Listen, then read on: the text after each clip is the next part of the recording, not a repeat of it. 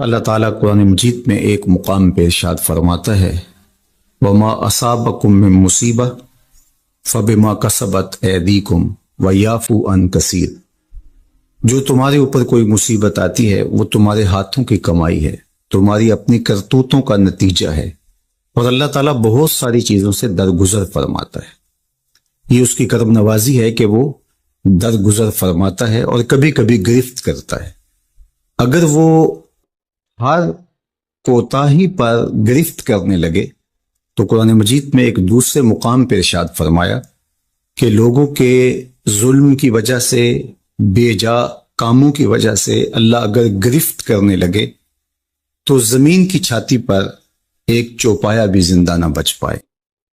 تو اللہ جل شانہ اپنے بندوں کو معاف بھی فرماتا ہے اور ان کی گرفت بھی کرتا ہے۔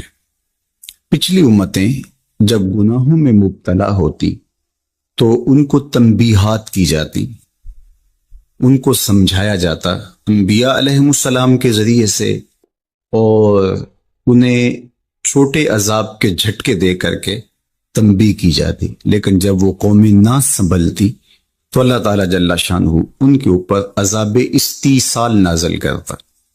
عذاب استیصال یہ ہے کہ وہ قومیں وجود سے مٹا دی جاتی۔ اس امت پر اگرچہ یہ کتنے بڑے جرم ہی کیوں نہ کریں، ان پر عذاب استیصال نہیں آئے گا۔ اللہ کے محبوب صلی اللہ علیہ وآلہ وسلم کا پاکیزہ وجود اور حضور کی رحمت کی تنی ہوئی چادر ہمارے لیے بچاؤ کی ضامن بن جاتی ہے، اور ہم اللہ تعالیٰ کی طرف سے آنے والے عذابوں سے بچ جاتے ہیں۔ کفار مکہ نے باقاعدہ مطالبہ کیا، اے اللہ اگر تیرا یہ رسول سچا ہے فَأَمْطِرْ عَلَيْنَا حِجَارَةً مِّنَ السَّمَاءِ، تو آسمان سے ہمارے اوپر پتھر نازل کر۔ تو حضور صلی اللہ علیہ وآلہ وسلم کے رب نے کیا جواب دیا؟ وَمَا كَانَ اللَّهُ لِيُعَذِّبَهُمْ وَأَنْتَ فِيهِمْ۔ محبوب، اللہ کی یہ شان نہیں ہے کہ تو ان کے اندر رہتا ہو اور میں ان پر عذاب نازل کروں۔ حالانکہ پچھلی امتوں پر عذاب نازل ہوا اور یہ امت خود عذاب مانگ رہی ہے۔ کفار نے عذاب طلب کیا لیکن کہا کہ محبوب تیری وجہ سے میں ان پر عذاب نازل نہیں کروں گا، اگر ان کی رحمت نہ ہو درمیان میں ابھی آگ لگ جائے دونوں جہاں میں۔ تو وہ عذاب استیصال جو قوموں کے وجود کو مٹا دیتا ہے، امت مصطفیہ پر، حضور علیہ السلام کے غلاموں پر وہ کبھی بھی نہیں نازل ہوگا۔ لیکن آزمائشیں، ابتلائیں اور سزائیں ان کو وقفے وقفے سے دی جاتی ہیں تاکہ یہ سنبھل جائیں اور اپنے اعمال کو درست کریں اور اپنا محاسبہ کریں۔ اگر وہ اس کے باوجود بھی نہ سمجھیں تو اللہ تعالیٰ جل شانہ کی سخت ناراضگی کا موجب ہے۔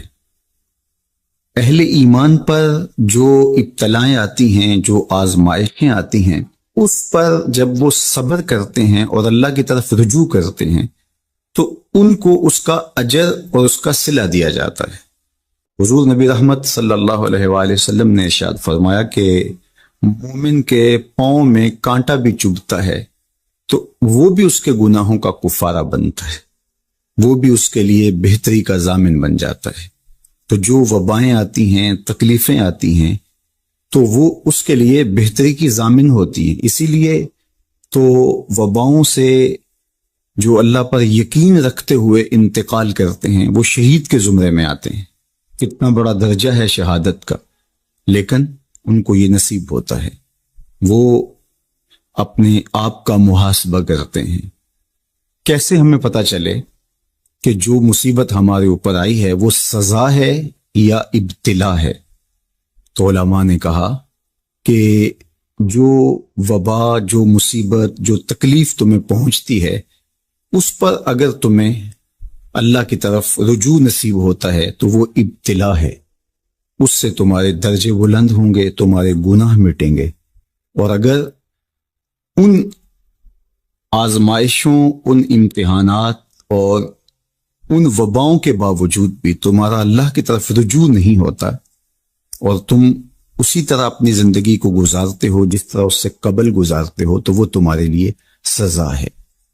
تو مجھے اور آپ کو اس موقع پر دیکھنا ہوگا کہ ہم کس مرحلے سے گزر رہے ہیں، ہماری کیفیت باطن کیا ہے، کیا یہ خوف و ہراس کا عالم اور یہ وبائی امراض اور اس وقت پوری دنیا کے اوپر جو کیفیت ہے وہ ہمارے لیے اللہ کی قربت کا سبب بن رہی ہے، رجوع اللہ کا ذریعہ بن رہی ہے، توبہ و استغفار کا سبب بن رہی ہے، ہم اللہ تعالیٰ جل شانہ کی قربت حاصل کرنے کے لیے کوشاں ہو گئے ہیں، یا کہ ہمارے رویے، ہمارا طرز زندگی اور ہمارا انداز معاشرت بالکل تبدیل نہیں ہوا اور ہم جس طرح کی زندگی پہلے گزار رہے تھے اس طرح کی ہی زندگی بسر کر رہے ہیں، تو پھر یہ ہمارے لیے سزا ہے، ورنہ ہمارے لیے ابتلا ہے، آزمائش ہے، امتحان ہے، اور ہم اس میں اللہ کی قربت کے ذریعے سے اللہ کی پناہ میں آ کے سرخرو ہو رہے ہیں، کامیاب اور بامراد ہو رہے ہیں۔ یہاں ہمیں دیکھنا ہوگا کہ اس وقت سسکتی انسانیت کے لیے ہمارا رویہ کیا ہے، کیا ہم نے اشیاء خورد و نوش سے لے کر کے ضروری ادویات تک اور انسانی ضرورت کے لیے اس وبا سے بچنے کے لیے جو ماسک پہنا جاتا ہے اس کو حصول زر کا ذریعہ بنایا، یا کہ ہم انسانیت کی خدمت کے لیے اس وقت میدان عمل میں موجود ہیں؟ تو ہم اپنے عمل سے، اپنے رویے سے اپنے آپ کو جج کر سکتے ہیں، اپنے آپ کو دیکھ سکتے ہیں۔ اقبال نے کہا تھا اپنے دل سے پوچھ ملا سے نہ پوچھ، تو ہمیں اپنے اندر سے فتویٰ ملتا ہے ہم کس جگہ پہ کھڑے ہیں، تو ہمیں اس حوالے سے اپنے آپ کو دیکھنا چاہیے۔ اللہ تعالیٰ جل شانہ نے ہمیں اس ابتلا میں، اس آزمائش میں مبتلا کیا ہے، تو اس میں اس کی حکمت بالغہ کیا ہے ہم نہیں جانتے، لیکن ہم اس کی طرف ہی رجوع کر کے، اس کے حضور عجز کر کے، اپنے گناہوں کی معافی مانگتے ہوئے کثرت استغفار کے ذریعے سے اس میں کامیاب اور سرخرو ہونے کی کوشش کریں۔ اللہ جل شانہ کے محبوب علیہ السلام نے ہمیں مشکلات سے صبر کے دامن کو تھام کر گزرنے کی تلقین کی ہے، اور صبر اجر کا ضامن بنتا ہے، اور اگر بے صبری کے ذریعے سے اور واویلے کے ذریعے سے ہم وقت گزارتے ہیں تو تکلیف تو اس سے کم نہیں ہوتی، لیکن اجر برباد کر بیٹھتے ہیں۔ ہمیں ایسی مشکل گھڑیوں میں صدقہ و خیرات کے ذریعے سے